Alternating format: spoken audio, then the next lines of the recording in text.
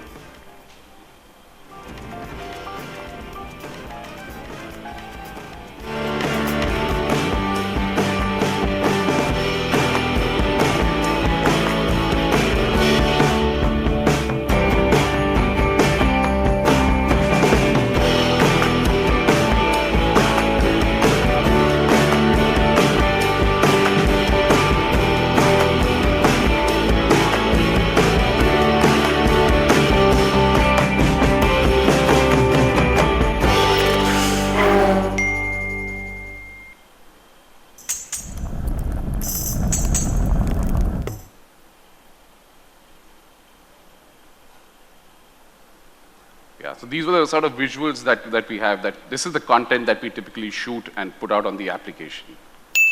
Yeah? Thank you.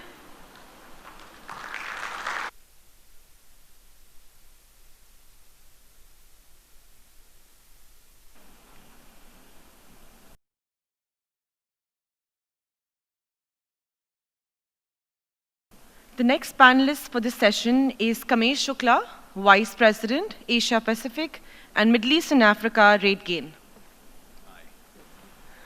Hi there. I actually love the bells ring, but I hate the timer there, so I'm not going to look at that. I'm going to keep it short and crisp. Well, it's my pleasure to be here, and what I'm going to talk about is a new concept, Hospitality 4.0. And actually, it's aligned with how our travelers have evolved these days. So for this purposes, we've taken a sample size of the current millennial side of things today. When we look at the numbers, it's $340 billion worth of opportunities, $340 billion worth of opportunity that they bring in this year right in front of us, which comprises, in the Asian market itself, the loyalties are dying because, you've got options available for a traveler. And also for the fact that every traveler, for the same persona, has a different motive when they travel. So they might, I put my example when I travel to Sydney. Every time I stay in the same hotel, I expect something different. I'm a loyalist, but I might shift my loyalty if my motive or my aspiration isn't met, if I'm not heard, if I'm not inspired to come back to the hotel. And we see the numbers. It's 1 billion millennials in Asia itself, which also comprise 40% of the total workforce. So that's where your leisure segment has evolved right now. And look at where they're searching. So 92% search for better deals. Deals are not just the price, but it's also about the value that you're offering them. What is it in it for me is what they're looking at. Am I heard? Am I heard enough to be offered what I'm expecting?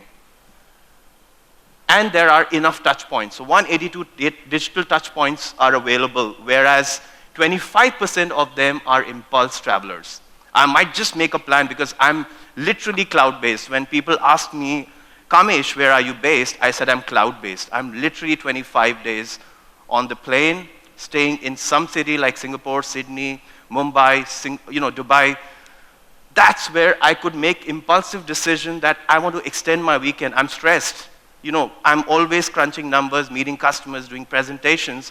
I need a break. I need some wellness. I need something, to do and utilize my time to detox over the weekend as well. That's where decisions are being made at the moment.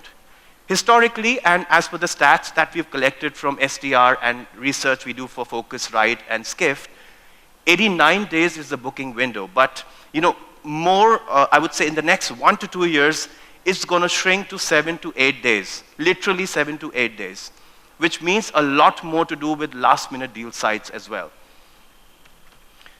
70% spend less on hotels. I have reached a stage where it's become a plateau for me that not a hotel again. I need to see something different for myself. I need to create a story for myself when I'm staying. That's where, thanks to Airbnbs and vacation rentals and extended stays, 76% prefer staying in a home-like environment. When I travel to Japan, Australia, space is the biggest crunch there. In India itself, Airbnb is giving me much homely experience, more space, my space, where it's not intruded by other people. I prefer doing that myself. And that's where I think the personas are going right now. They want something different each time in terms of experiential difference. Absolutely, I agree, and I'm sure we all agree, we relate to this because we are mobile-driven as well, and we also create experiences for ourselves. It is about the experience, and 71% of us actually love traveling. I love traveling myself. I'm in the job because I also love traveling. But I need the experience as well. because I'm traveling for work. I also need to utilize the same time to bring out or share some stories when I come back home. That's important, and I really aspire that the most. 35% obviously, trust word of mouth, and we all do that. I think it's what we are already doing is we hear people, we hear stories, because if we create stories for them, we will share that across to our peer groups and friend circle. And we inspire others to come back to us. That's where, you've got an opportunity of 135,000 touch points that are there. Look at the Airbnb share here. And it's also showing how the market growth is going to be divided between hotels and Airbnb, where Airbnb has got more share in the market than anyone. Everyone wants to do everything these days. We've got OYOs, we've got Google, which is a full-fledged destination booking engine, Paytm becoming an OTA, TripAdvisor becoming an experience company. You've got everyone getting Jet Privilege is actually going to be a meta site soon. Listen, hear me, know me, prepare me, inspire me. Presenting Hospitality 2.0, the evolution based on where our customers are moving, because one-to-all does not work anymore. It's one-to-one. Marketing getting more customer-driven, revenue getting more cognitive, distribution getting smarter than the traditional way, operations getting more experimental, sales obviously invested because you're looking at customers' lifetime value. Investment also in your internal customer, your sales guys. Tech infrastructure becoming adaptive. All of this we address because we cover the whole ecosystem around the global travel and hospitality ecosystem in terms of real-time data intelligence, which is about the content part as well. Price recommendation, that's scientific, that's intuitive, and adapt to the last-minute changes. Distribution, that's much more smarter. And marketing services, that is personalized and customer-driven. So there we go. And thank you so much. I love the bell though, but we're going to chat around, for the breaks as well. See you guys.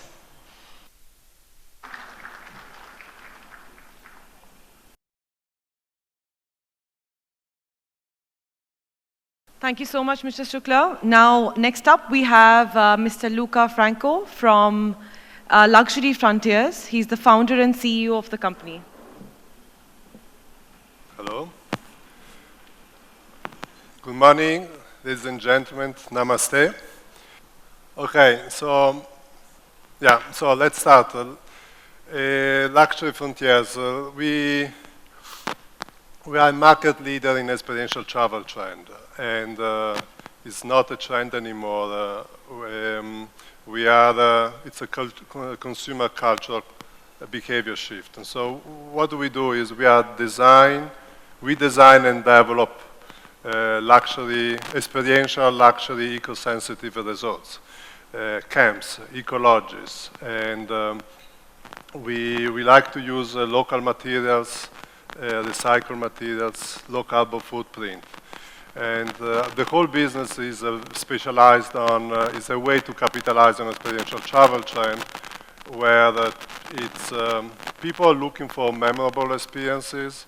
They want to be engaged, enriched with the environment and with a sense of place. And we craft experiences, we integrate with operating programs, and we design experiences, we design resorts.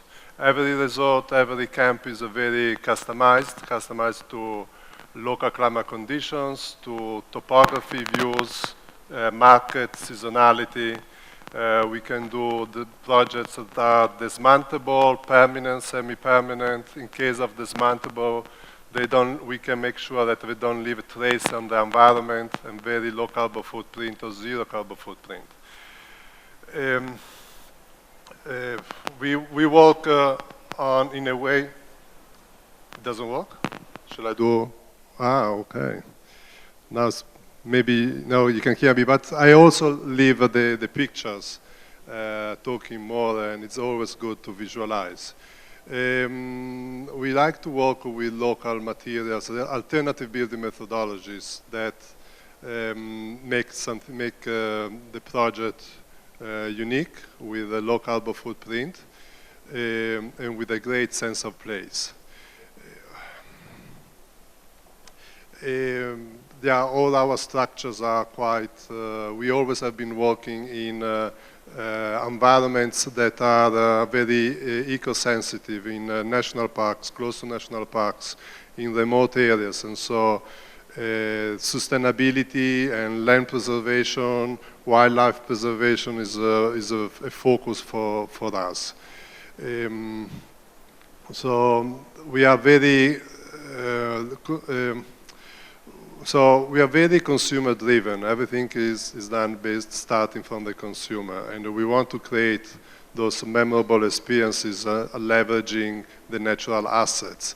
So, for example, here is a star bed, or we want to create those memorable experiences because those also will generate loyalty for the brand, or creating intimate private experiences that can add a twist and to the overall experience. And we work with the local communities always, embracing their culture and their heritage and creating a great sense of place.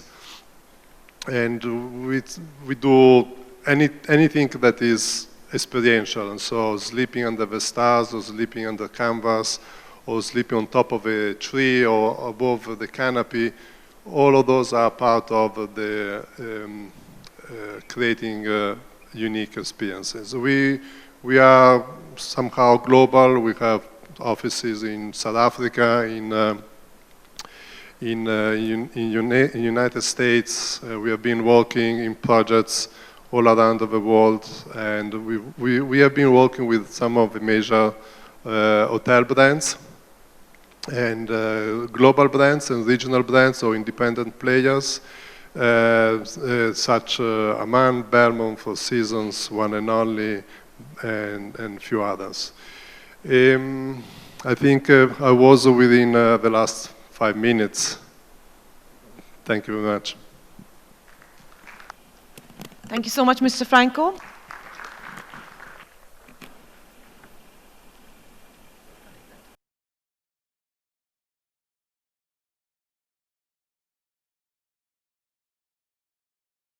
Next up, we have Mr. Rahul Satya, founder and CEO of Digivalet.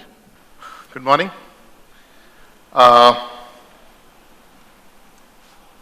Wellness. Wellness in hospitality has been all over the media these days. Wellness globally is a multi-trillion-dollar industry, and needless to say that whatever share of that hospitality is vying for, it is certainly worth the attention that hospitality is paying on wellness. Wellness in hospitality usually has been associated with resorts in beautiful vacation destinations, but suddenly it is moving towards urban locations like Manhattan. And what could possibly be the reason? Again, it's a business. How many people can travel to such remotely located vacation destinations, and how often can they do? So, the need is to bring those wellness hotels into urban centers like New York, London, Singapore, Tokyo, Mumbai. Build them closer to millions of affluent potential customers, travelers, and locals alike. Wellness-focused hotels try and bring fitness routines, nutritious food choices, and ergonomic furniture. But the challenge is, how do you carry the wellness idea into the rooms, especially in an urban setting? Technology can play a role here. A lot of you probably may not agree. A lot people would probably say technology is probably the last thing that they would want to see into a wellness-focused hotel. Some may even argue that technology, overdose of technology itself is the one reason for the mental fatigue that we have these days. But I would beg to differ here. Technology can be used in creative ways in creating certain sensual, experiences in such destinations. And I'll give you some, we'll walk through some examples. See, the challenges are, the challenge is how do you make people sleep better and they feel refreshed. The challenge is how do you get guests recover from jet lag faster. How the shower and bathing experience can leave a positive impact on the guest. So imagine you are arriving into a hotel after an 8-hour long flight. Of course, you're tired because of the airport hassle and the city transfers. Now, imagine as you enter the room, the bath is pre-filled with, bathtub is pre-filled with hot water. There is a gentle music playing into the room, and the lights are all set to help you unwind. Imagine if this is a setting as you check into the room after a long flight. The next thing that you want to do is slip into the bathtub and forget the chaotic world outside. The next day,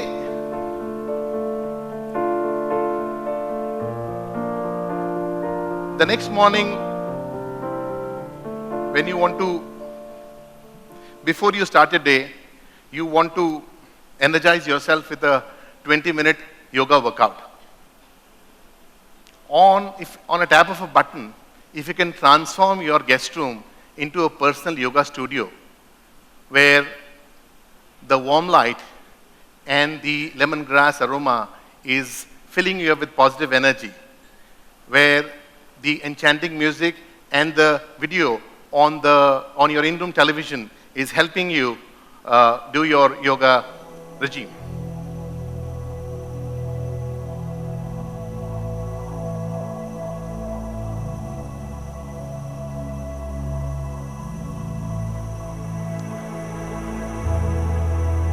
And after the day's work, if you want to have some fun into your own private setting, with far away from the noisy pubs and discos, on a touch of a button, if you can transform your room into your own personal fun space.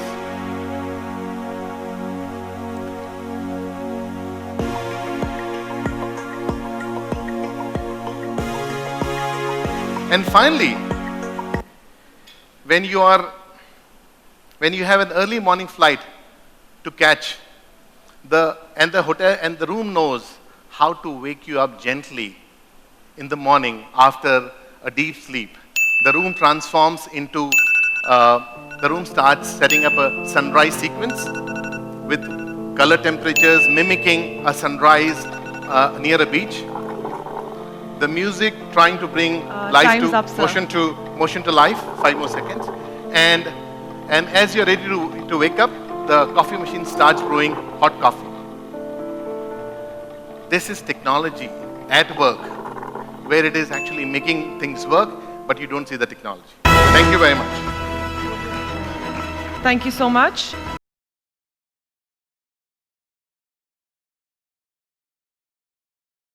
We have Shafi Syed, Senior Vice President, Hotel Development, Europe, Middle East and Africa, Caesars Entertainment.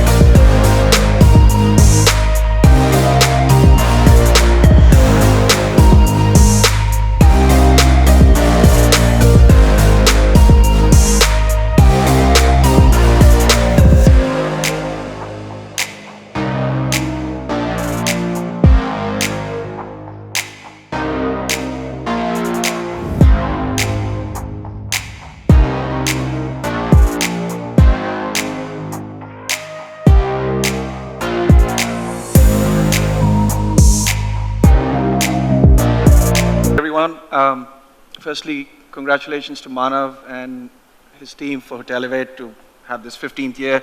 It's fantastic to be back. So I had development for Caesars Entertainment. What you didn't see in that video, which really tells the picture, is a photograph of a room or a hotel lobby, and that's the kind of stuff that you don't see in our business, because whilst we operate close to 50,000 rooms globally, with over 5 continents and 40 hotels, we don't operate traditional hotels. We operate destination hotels. And we are a New York Stock Exchange listed company.